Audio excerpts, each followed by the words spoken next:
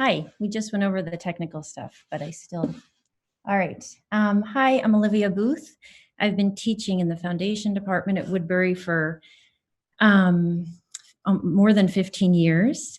And in 2019, I got a faculty development grant to fund work for a show that was at Urban Glass. And I'm going to start sharing. So we're looking at the work while I talk. Can everyone see my slideshow? Oh. Hold on.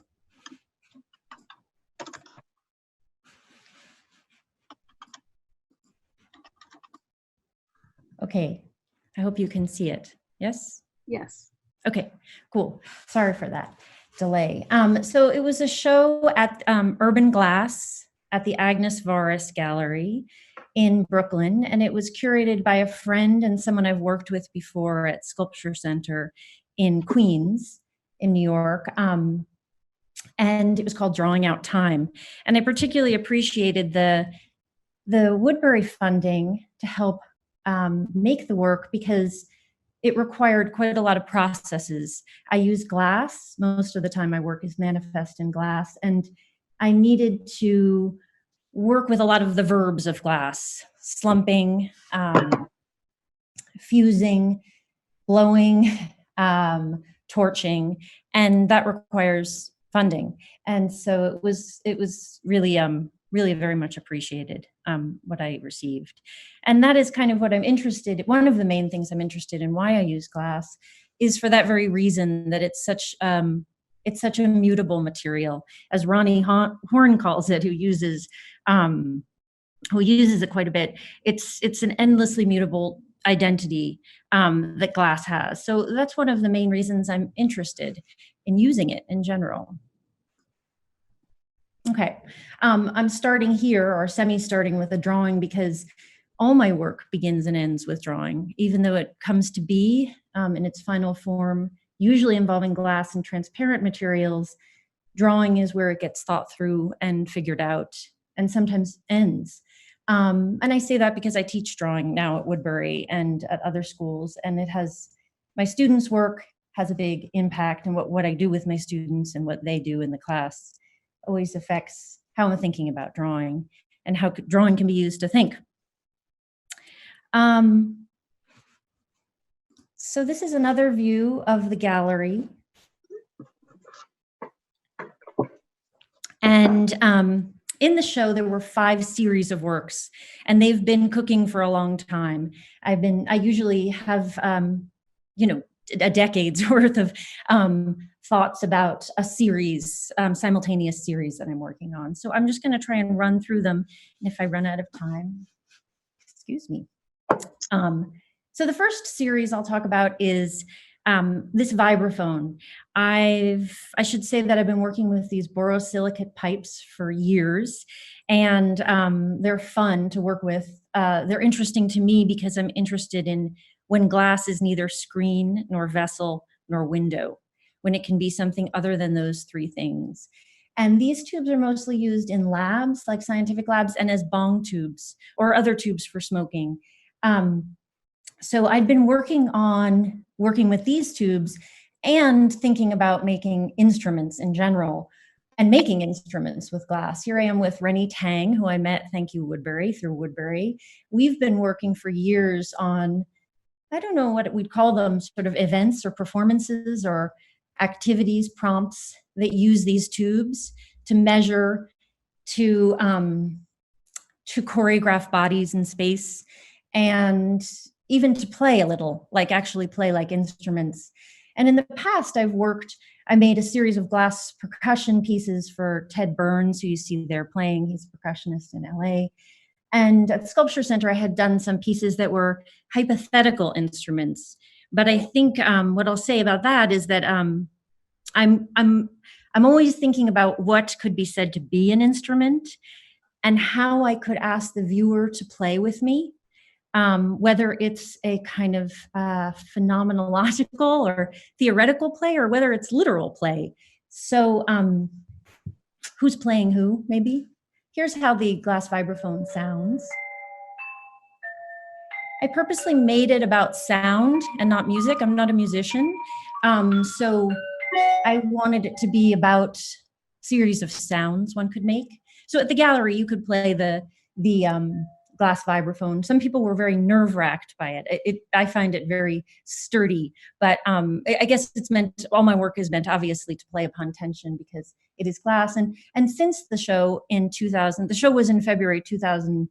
The show that Woodbury funded was in February 2019 and ended in 2020. And since then, I've made several more. There's another glass vibraphone you can see here in Chicago and someone playing it. On the second series I wanted to talk about is a chandelier that I've been conjuring up for years, but I hadn't had the money to make.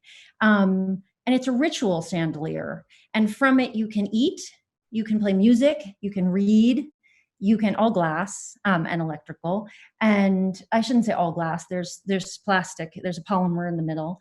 You can drink from it, and you can smoke. This had to be hypothetical, or it had to be sort of a proposition for that, because in the gallery we couldn't actually end up doing that. But everything actually, the pipe does make sound, and you can smoke from the other pipe. I had been playing with ideas of glass and ritual, and this is a study for that chandelier that I had made a while before. The plate that you can eat from uses a motif that I've used a lot before in my work, which is the patron saint, Saint Lucy, who's the patron saint of blindness. And a lot of my work tries to get at questions of where the optical meets the somatic, how you feel an artwork.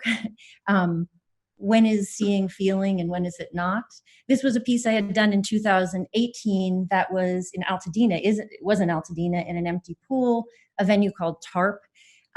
It was a ritual piece in which I had made a rondelle, a large glass rondelle sconce that spun as all the participants descended into this pool, which I had painted with motifs from an ancient sarcophagus, the tomb of the diver in Paestum.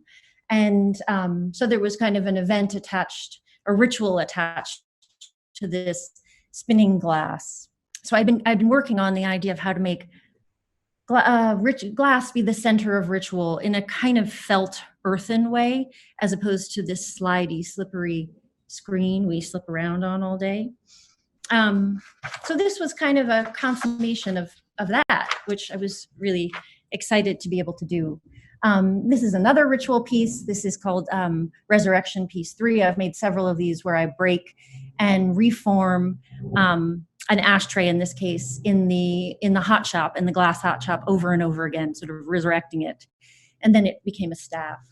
The reason Simone Forte's book, Handbook in Motion, is up here, because that's the book that was on the chandelier. And it's a book that's been a real inspiration to me, both in terms of drawing and thinking. And I pinched from that book the name of this series, which is called the Negative Mirror series. These are melted, slumped, fused, manipulated, painted mirrors. And I guess the idea here is that they're somehow meant to invert reflection. One interest is to get out of of the three dimensions of glass: transmitting, reflecting, or absorbing. I'm most interested in how one could be absorbed in glass, in the possibility of glass's porosity. And in turn, how you can be absorbed in reflective surfaces, and that absorption is what supersedes the reflective experience.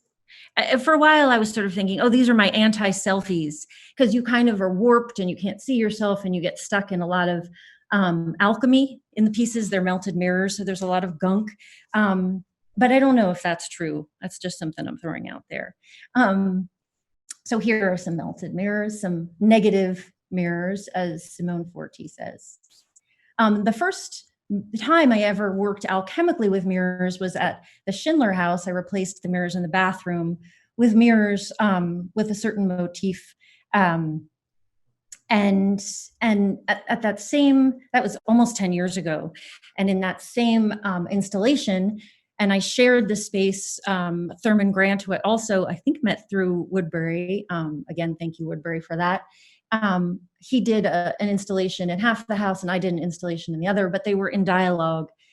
And there at the Schindler House, I really became even more interested in something I thought about for years, which are the edge of the room, the edge of how a room, how foot choreography, how that sense of edge, that horizon, as I think of it, in a room, can change your experience of looking. So I've made many baseboards for many friends in studios. But here I decided to make a baseboard that was actually, it was quite ambitious in terms of making it. It had to be slumped. And so here it is. It lines the gallery, and it's an arc, a kind of arc of glass. I was thinking of it as if holding the room in a breath of glass, as if suspended in a kind of glass horizon or glass's midst. And along the walls, you can also see shelves, and on those shelves is yet another series that I've been messing with, cooking up for some time. And these are hand pavilions.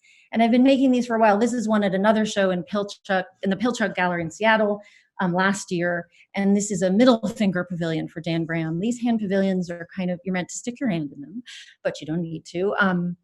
They're shout outs or odes or fuck yous, depending, to artists that travel with me always in my studio, who I've thought about for years. So at Urban Glass, I made a bunch of these. They're cobbled together. Sometimes they're assemblage, but I like to try and veer as far away from assemblage as possible with these. Because, well, anyway, so this is, I'm forgetting who this specifically, this is a hand pavilion for Milford Graves, Hundertwasser. This is for Ronnie Horn, Claire Falkenstein, Bodis Isaac Kingeles, Carla Accardi.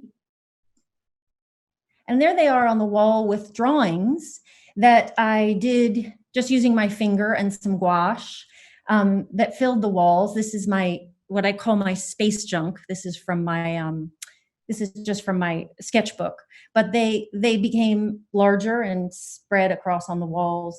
I call it space junk. They're motifs and possible propositions for work and pieces of other people's work that have been traveling with me, again, like those artists, as I work, that are always in the room with me.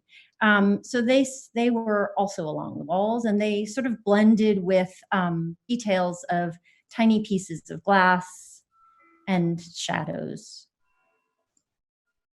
And I'm ending here on drawings from the hot shop, because again, I sort of begin and end with drawing, and there was quite a bit of engineering, but I'm really ending actually on, more importantly, on the people I worked with, because I'm not a master of anything in terms of glass.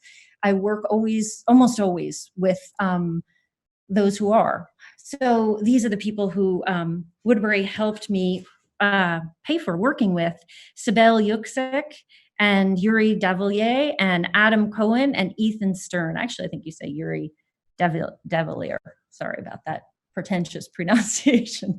So I'm really appreciative